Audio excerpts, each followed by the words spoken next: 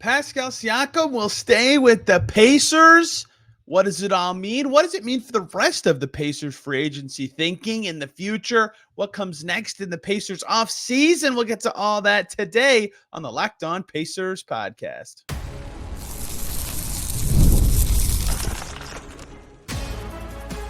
You are Locked On Pacers, your daily Indiana Pacers podcast, part of the Locked On Podcast Network, your team every day.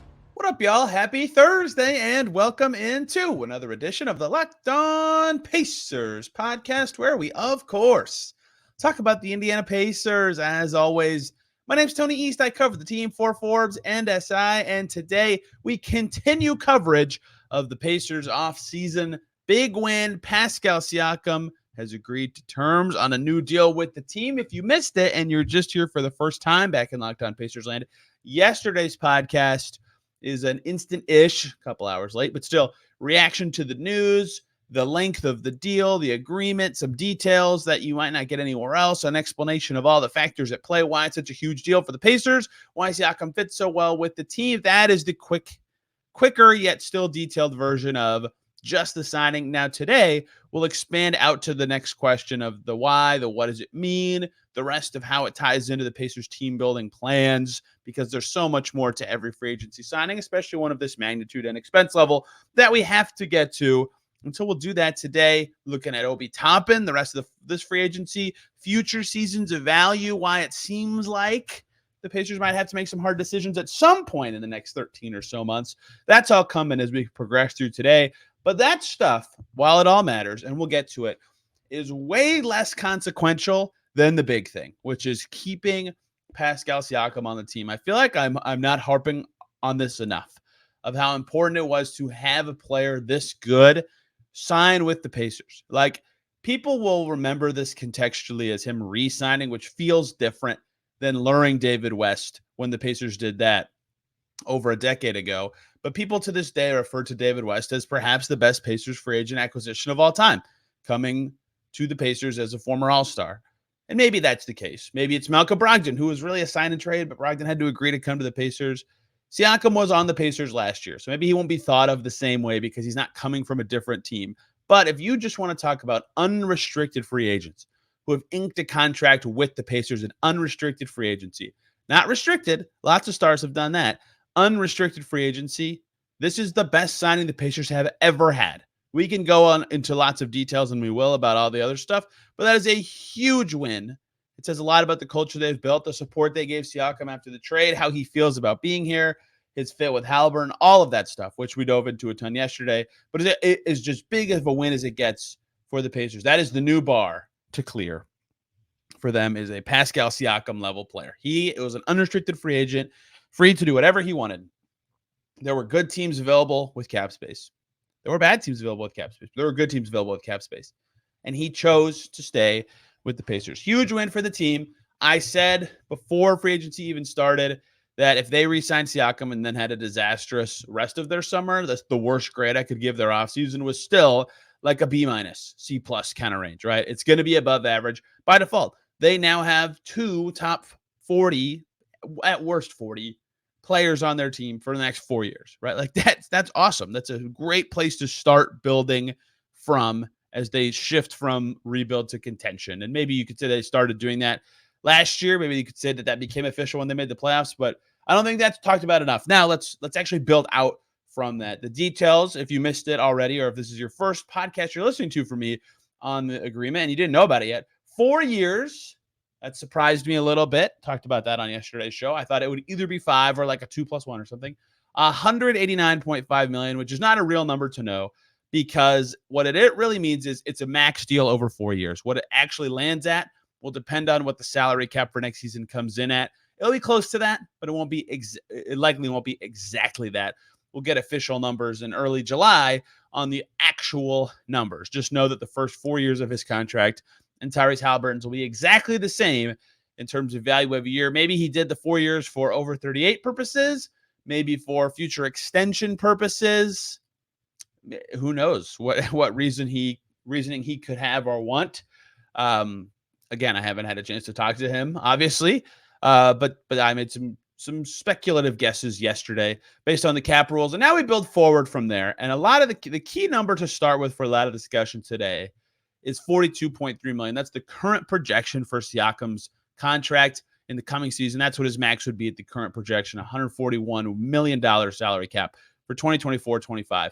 One more note that I got after I recorded that last podcast, and now there are no trade kickers in this deal, which is a big deal for a star player on an expensive contract. Haliburton has a trade kicker in his deal.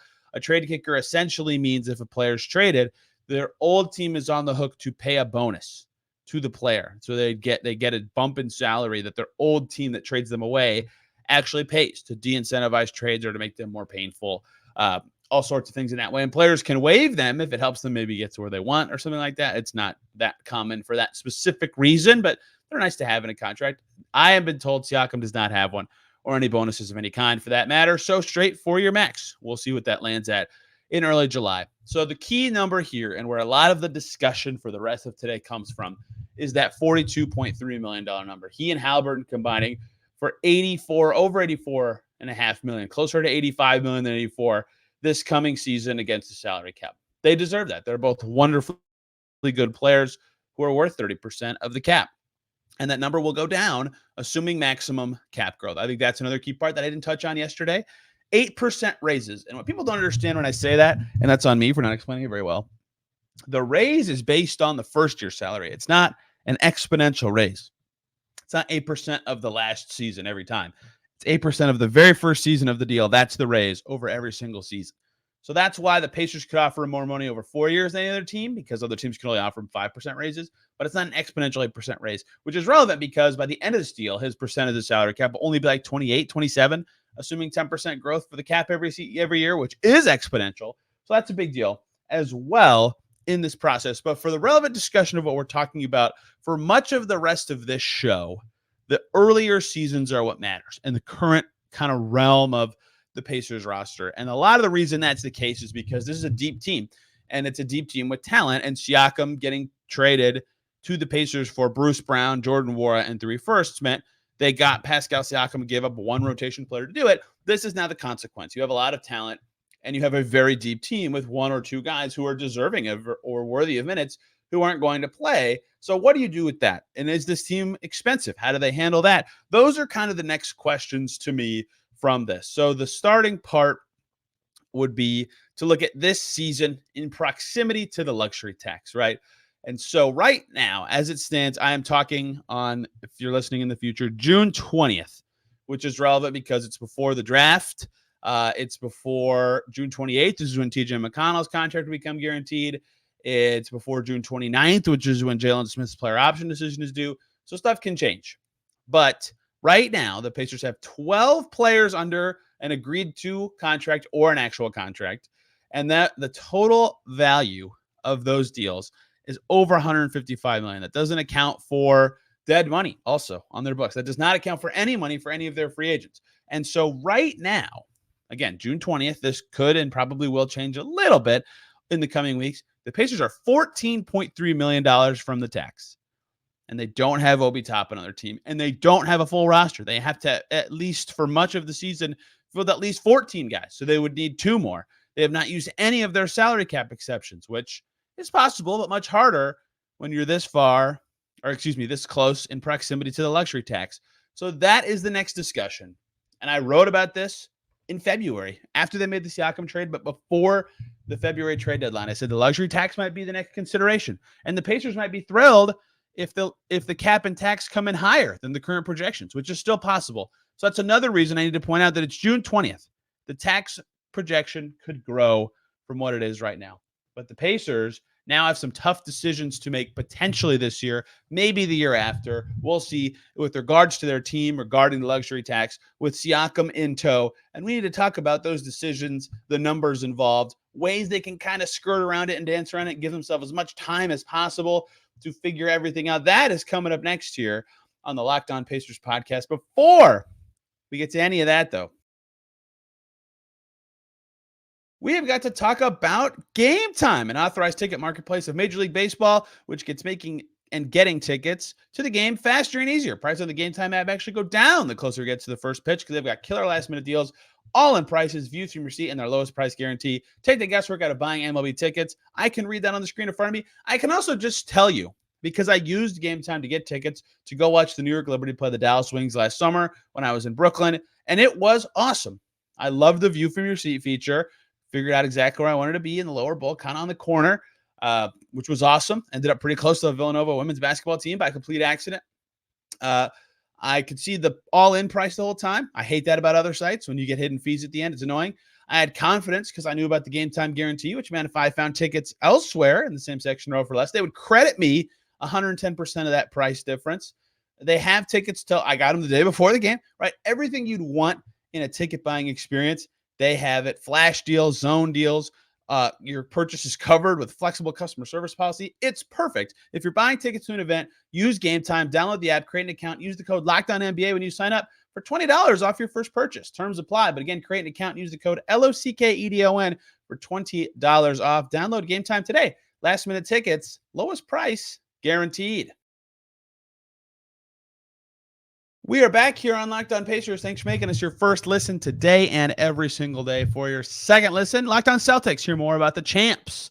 This is the only thing I don't like about the new rule in the league, that you can negotiate with your own free agents after the finals. I think that's logical given how the rules of contracts and timing work. I think it's silly that they get out and it officially happens 2 days after the finals. Such as life. Lots of other stuff happened. The Pistons fired their coach. I mean, this is crazy. Check out Locked On Celtics. Hear more about the champs. That's going to be a second listen push for me for probably till the draft. Let's talk about the tax and all of this gobbledygookedy number stuff that I just talked about. So this is the next thing for the Pacers. This is part of why I asked Chad Buchanan on the record. I was very curious about what the Pacers would say and think about the tax. And there's good merit to paying the tax at the right time. I understand fans thinking their favorite team should pay it every year if they can. That's true. But there is merit if a team is willing to pay it, but only in certain circumstances, to wait until the right time, which is why the line is so worth talking about. So again, most recent projection tax about $171.344 million, a little under $345. Pacers currently, including their fully non-guaranteed money and dead money, are really close to that. They are $14.364 million away. That does not include any money for Doug McDermott, James Johnson, or Obi Toppin. That's just the other 12 players.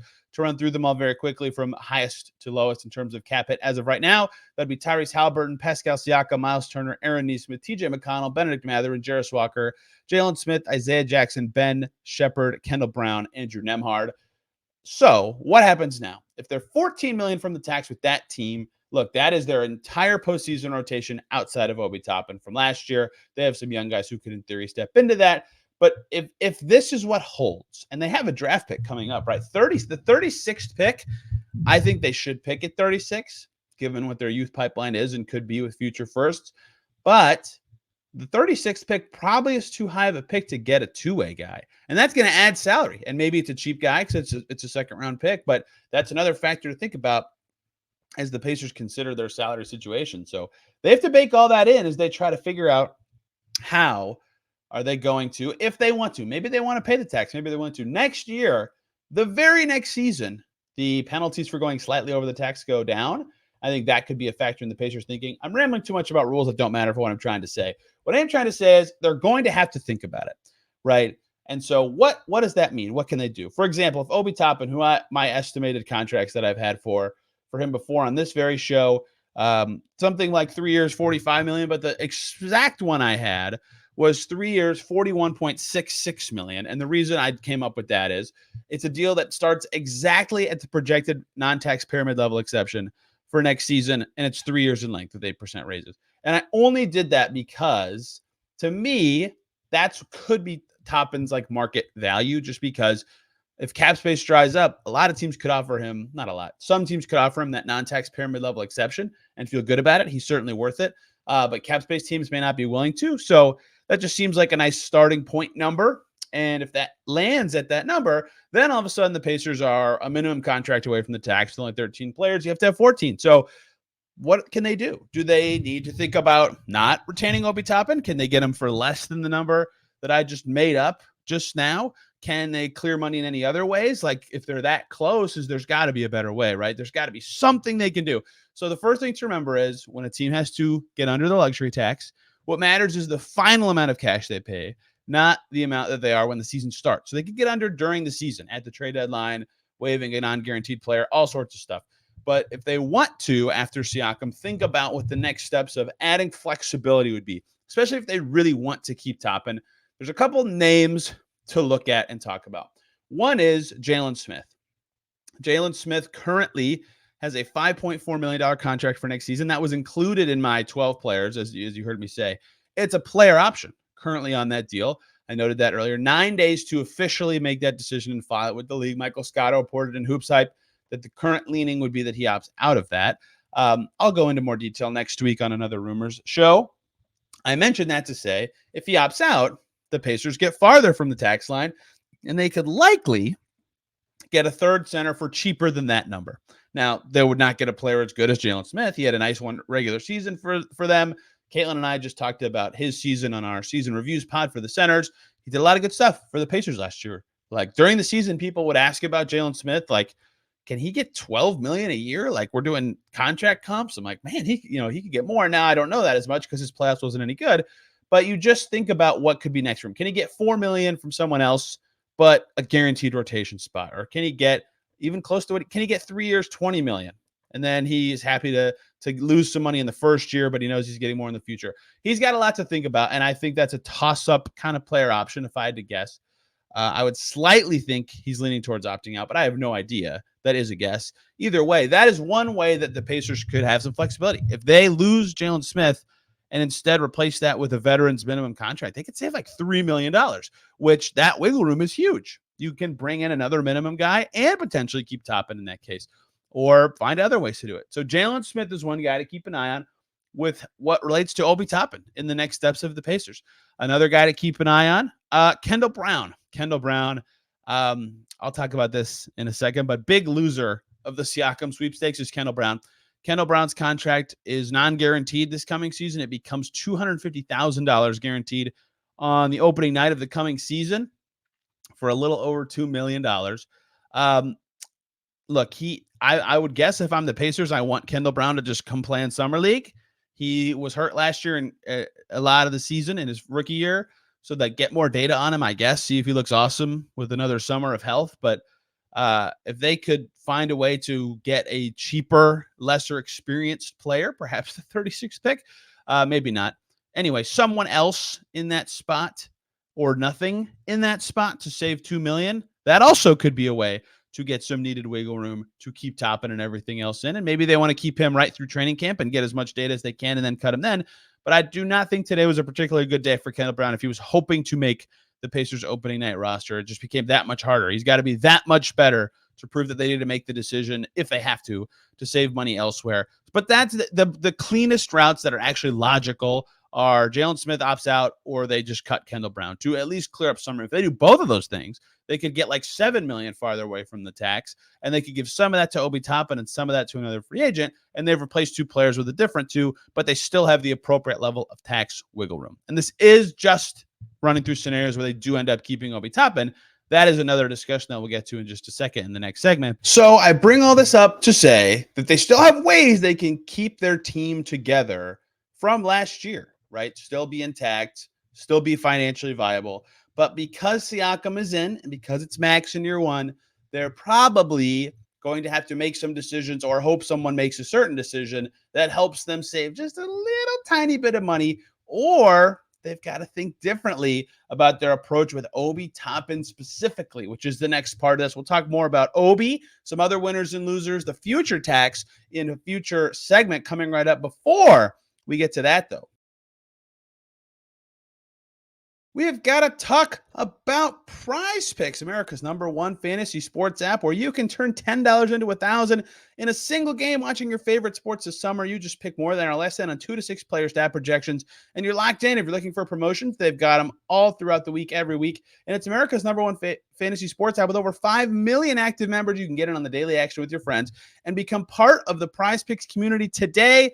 The finals and the NHL still rolling. It's over in the NBA. That's a great way. You can get boosted payouts there. Plus the WNBA, Caitlin Clark, just watched them win tonight. Angel Reese, Brianna Stewart, Asia Wilson. You've got to check it out. For example, you can play Caitlin Clark for more than or less than 3.5 3-pointers made. Brianna Stewart, last year's MVP, more than or less than 23 points.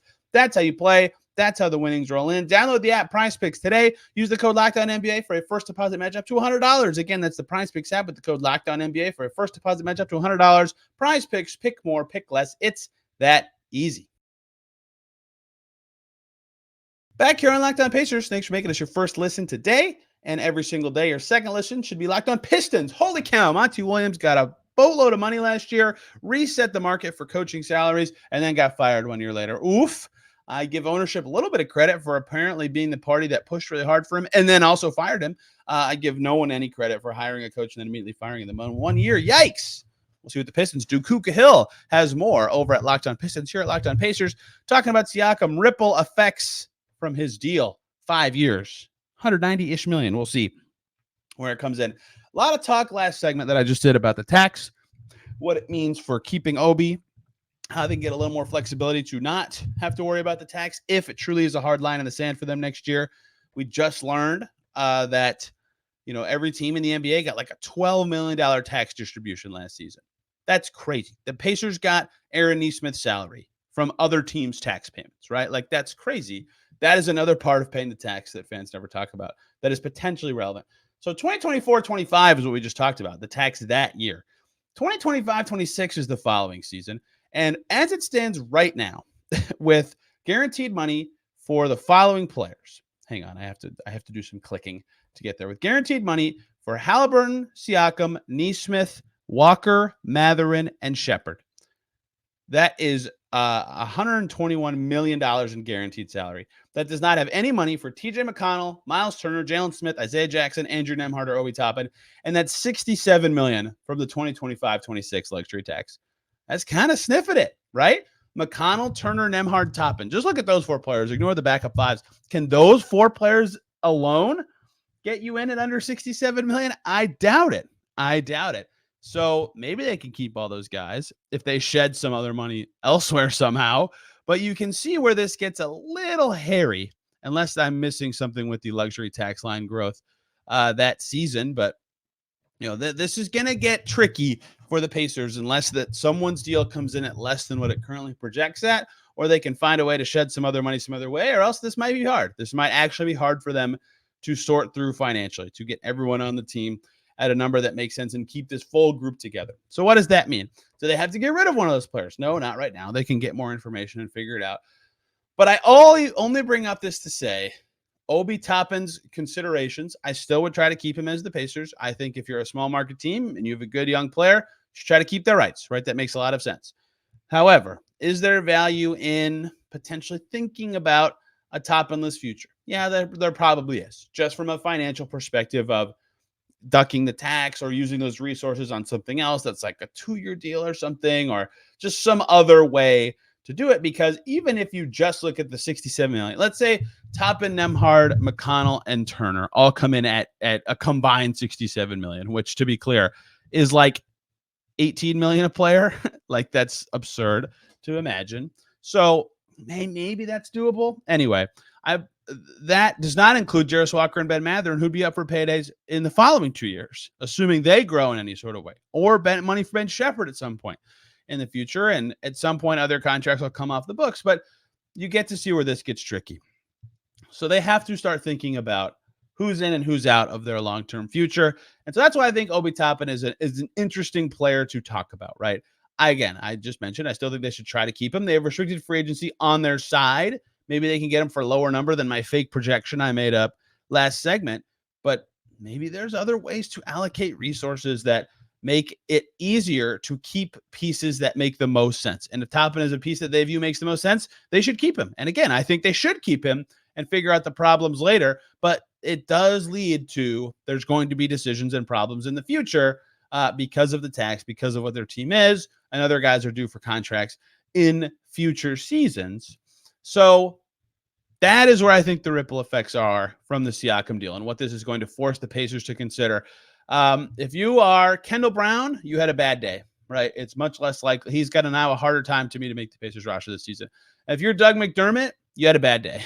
McDermott's chance of sticking with the Pacers next year, I already thought were not super high. Now I think they're a little lower. Now, if Toppin is not back or something else I don't know about happens, his chances go up. If Smith opts out, they go up. But tough day for him and a tough day for potentially Obi Toppin. Again, I still think that there's good sense in keeping him, and so I'm not going to shoot that out of the sky. But the chances he stays probably went down just a wee bit from this, even though this was an expected thing. And I have been talking and assuming all summer like both would be back, which is still possible. We'll see where this all shakes out. The business of basketball is what decides everything. So now we're here. You've gotten like 50 minutes of Siakam conversation for me. And I still want to point out one more thing. It's June 20th. Draft hasn't happened yet. Siakam's the first free agent we've heard about in the entire NBA. In fact, the only one, which is surprising. In particular, I thought we'd hear about one other guy by now, and that's Tyrese Maxey, who is just going to get the max from the Sixers. What is the point of that not being out yet, right? So we'll see what else could happen because, again, it's only the incumbent teams that can negotiate with their own guys right now. So Siakam could only legally negotiate with the Pacers. I'm winking if you can't watch on YouTube, but still, that is reality for this situation. So that means Obi Toppin is technically this could get out for him right now. Same with McDermott, same with James Johnson. I don't think we'll see any of them before June 30th. McDermott and Johnson, there's not really a point. Toppin's interesting because with restricted free agency, like pretend he gets squeezed, pretend he's like a lot of teams' second or third option in free agency, and they all get what they want, and they don't need to turn to Toppin. Well, then if he's out of options or out of mid-level exception of viable choices, the Pacers could get him for less. And so they're probably content riding it out. Although in theory, their proximity to the tax could entice a team to say, hey, maybe we can get Obi Toppin with a $15 million a year offer in year one. There's an interesting kind of balancing act on how that would go in terms of who's motivated to blink first in this. It's a risk exercise for both parties. If you're Obi Toppin and you think you can get a good offer pretty early in free agency, you'd probably like to make it there. If you're the Pacers and you think you can't, you'd probably like to make it there. So I kind of suspect that one's going to get to June 30th because teams might want to see what they do in the draft and what their other options are because teams can trade the mid-level exception now too, right? So if Toppin's deal comes in at the mid-level or less, Pacers could sign and trade him somewhere and get a trade exception, right? There's a lot of value in waiting potentially. So just to put that all together and base your compensation is going to matter in any sign and trade should that come to pass. I still kind of wonder where this shakes out for Toppin, but I don't think the Pacers, I don't think we'll see any other signings or agreements prior to June 30th. Toppin's possible, but I do not particularly foresee it happening just because of the market dynamics. I don't know if any restricted free agent besides obvious max guys would make a ton of sense to jump at them really early for any team, but we'll see. This is a whole new thing. We're learning about this all together on the fly, and Pascal Siakam is a Pacer, and that's the biggest news, and that's what matters. And if you thought today's show was too downery or about stuff that was not related to Pascal Siakam, that's because you missed yesterday's. Yesterday's show was just 24 minutes of like how great this is for the Pacers and Siakam and how their path forward now makes a lot of sense and how they're instantly now on a contending timeline instead of a rebuilding timeline. And now they're here where they, on a contending timeline, have to think about how they can keep their good players or get other good players in the process. And the money and the business is everything. And you know we'll cover it all right here on the Locked On Pacers podcast. But I bring up that I talked about Siakam for like 50-something minutes by myself because I got nothing else to add. If you think I missed something, you should let me know, either on Twitter at Tony R. East or comment down below on YouTube. And I definitely will circle back to talk more about this on like July 6th-ish or even July 1st when free agency opens or Siakam's officially signed. But all this to say, back to some scheduled programming tomorrow. Assuming there's no more news, Caitlin Cooper and I will finish up our season review series on Friday, looking at the point guard. So we'll talk some Tyrese Haliburton, Andrew Nembhard, and TJ McConnell. And then I'll do a bonus episode over the weekend, since I had a day interrupted this time, looking at the free agent market of centers. And the next week is draft week. So much endless stuff to talk about with the draft for the Pacers, who have 3 picks, one of 7 teams with 3 picks, only one of those 7 teams without a first rounder, a very unique situation, but they can now go into that draft armed with the information that Pascal Siakam is on their team. We'll see where the rest of the dominoes fall for the Pacers this summer. If I said something that confused you today, or I said something that was to you factually inaccurate, tweet at me, let me know at Tony R. East, or comment down below, like I mentioned earlier on YouTube. Back tomorrow with Caitlin, finishing up our player season reviews ahead of draft week next week. Can't wait for it all. Hope you guys are enjoying it. Take care. See you very, very soon.